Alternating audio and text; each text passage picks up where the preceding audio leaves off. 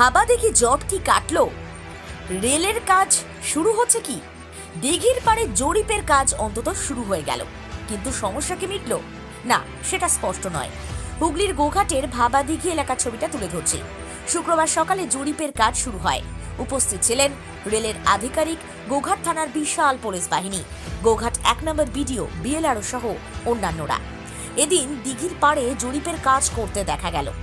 আন্দোলনকারীরা কোনো মন্তব্য করলেন না, আধিকারিকরাও ক্যামেরার সামনে মুখ খুললেন না। তবে জরিপের কাজ হলেও সম্পূর্ণ কাজ কিভাবে হবে? সমস্যা আদৌ কাটিয়ে ওঠা যাবে কি? রেল লাইন কিভাবে তৈরি হবে, কোথা দিয়ে যাবে? এসব প্রশ্নের উত্তর এখনো মেলেনি। আধিকারিকরা নিরাপত্তা বলয়ে মুড়ে ফেলে এলাকার কাজ করছিলেন। কয়েকদিন আগেই আরামবাগ মহকুমা শাসকের কার্যালয়ে বৈঠক হয় আন্দোলনকারীদের সঙ্গে।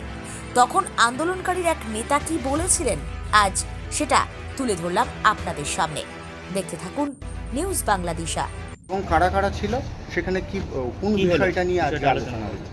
দেখুন, আরামবাগ এসডিও সাহেবের নেতৃত্বে আজকে ভাবাদিঘি যে জট, সেই জট কাটানোর একটা প্রয়াস হয়েছে এবং সেখানে ডিস্ট্রিক্ট প্রশাসনের তরফ থেকে এডিএম সাহেব ছিলেন এবং ল্যান্ড অ্যাকুইজিশন ডিপার্টমেন্ট ছিলেন, ফিশারি ডিপার্টমেন্ট ছিলেন এবং আমাদের গোঘাট ওসি ছিলেন, বিডিও সাহেব ছিলেন, আরামবাগ এসডিপিও সাহেব ছিলেন। ওনাদের নেতৃত্বে ভাবাদিঘি যে জট, এটা কোর্টের যে জাজমেন্ট সেটা আপনারাও জানেন। সম্প্রতি 14 তারিখে সুপ্রিম কোর্টের একটা জাজমেন্ট এসছে। সেই পরিপ্রেক্ষিতে ভাবাদিঘি জট কীভাবে কাটানো যায় সেই নিয়ে একটা বিস্তারিত গ্রামবাসীদেরকে নিয়ে একটা আলোচনা হয়েছে এবং সেখানে আমাদের যে দাবি দীর্ঘদিন থেকে করে এসেছি যে দিঘি মাছে রেলপথ নির্মাণ, তারপরেই সুপ্রিম কোর্টের যে জাজমেন্ট, সেই জাজমেন্ট অনুযায়ী আমরা বিভিন্ন যে জাজমেন্টের মধ্যে থেকে আমরা আমাদের দাবিকে জানিয়েছি। এবার রেল বা রাজ্য প্রশাসন সেটা কতটা সেই জাজমেন্টকে মান্যতা দেবে সেটা ওনার পুরোটাই প্রশাসনের উপর নির্ভর করছে। কি আলোচনা হলো আজকে? আলোচনায় আমরা যে জাজমেন্টের উপর থেকেই বলেছি যে মানে যে জাজমেন্টে বিভিন্ন যে দিক বলা আছে, প্যারা 2 এর কথা বলা আছে কলকাতা হাইকোর্টের জাজমেন্টে, সে প্যারা 2টা রেল বা রাজ্য রেল প্রশাসন কতটা মানছে সেটা আমাদেরকে ক্লিয়ার করে বলুক। ওনারা সেটা ক্লিয়ার করেনি এবং ওনারা সেই 2017 বা 2010-এর যে চিন্তা ভাবনা, মাটি ফেলে রেল লাইন করবো, এই মানসিকতাতেই ওনারা দাঁড়িয়ে আছে। আমরা সেটা পরিষ্কার বলে দিয়েছি। সিদ্ধান্ত আমাদের 3টে আমরা জানিয়েছি যে যদি অ্যালাইনমেন্ট চেঞ্জ হয় সেক্ষেত্রে একটা দিক হতে পারে, রেলের সমস্যার সমাধান হতে পারে, বা মহামান্য কলকাতা হাইকোর্ট বা সুপ্রিম কোর্ট যে জাজমেন্ট দিচ্ছে সেই জাজমেন্ট অনুযায়ী যদি কাজ হয় সেক্ষেত্রেও একটা সমস্যার সমাধান হতে পারে, বা কোর্টের বাইরে গিয়ে, এটা পুরোটাই কোর্টের বাইরে গিয়ে যদি ওনারা যদি আলোচনায় আসতে চায় সেক্ষেত্রে আমরা বলবো যে 18 একর টোটাল ওয়াটার বডি, 17, 48, 18 মানে 18 একর, সেই 18 একর ওরা ওই টোটাল ওয়াটার বডিটা ওনারা নিয়ে নিই, আমাদেরকে বিকল্প 18 একর একটা দিয়ে দিই, সেক্ষেত্রে আর কোনো সমস্যা থাকছে না। সেক্ষেত্রে কাল থেকেই মানে ওনারা কাজ চাইলে কাজ করতে পারে বিকল্প দিঘির জন্য, যেটা আমরা বলছি না। 17 সালে মাননীয় মুখ্যমন্ত্রী এবং রেলও এই প্রস্তাবে সাই দিয়েছিলেন, সেটা দিয়ে যা হোক।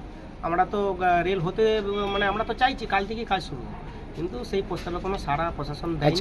আমরা এটা দিকে একদম পরিষ্কার যে আজকে তারকেশ্বর টু বিষ্ণুপুর রেলের কাজ যে থমকে দাঁড়িয়ে আছে, এর জন্য রেল, শুধুমাত্র পার্টিকুলার রেল দায়ী ছিল এবং আছে, এবং আগামী দিনেও যদি না কাজ হয় তার জন্য রেলই দায়ী থাকবে।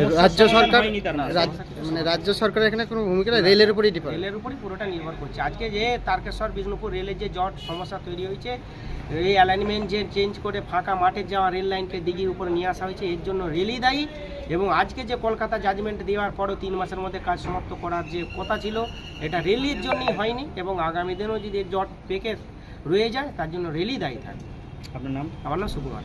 আজকে যে ফিশারি নিয়ে যে তো ওরা বিভিন্ন মাছ চাষের সম্পর্কে বিজ্ঞান প্রযুক্তিতে যে ব্যাপারে বলেছে, আমরা বললাম যে দেখুন আমরা এর বিনিময়ে কী নেব সেটা আমাদের পরের কথা।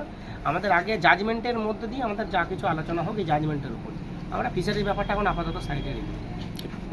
আরামবাগ মতিলাল টেলিশপ ও স্যামসাং সার্ভিস সেন্টার, অনলাইন বা যে কোনো দোকানের থেকে সস্তা। আপনাদের সকলের প্রিয় মতিলাল মোবাইল, তাই আজই আসুন। পুরানো মোবাইল সারানোর চেয়ে বেশি দামে এক্সচেঞ্জ, 0% ইন্টারেস্টে, 0 ডাউন পেমেন্ট, 0 কস্টে মোবাইল ফাইন্যান্সের সুবিধা। আমাদের ঠিকানা পুরাতন বাজার, আরামবাগ হেডপোস্ট অফিসের বিপরীতে, আরামবাগ, হুগলি। আমাদের যোগাযোগ নাম্বার 7001304430।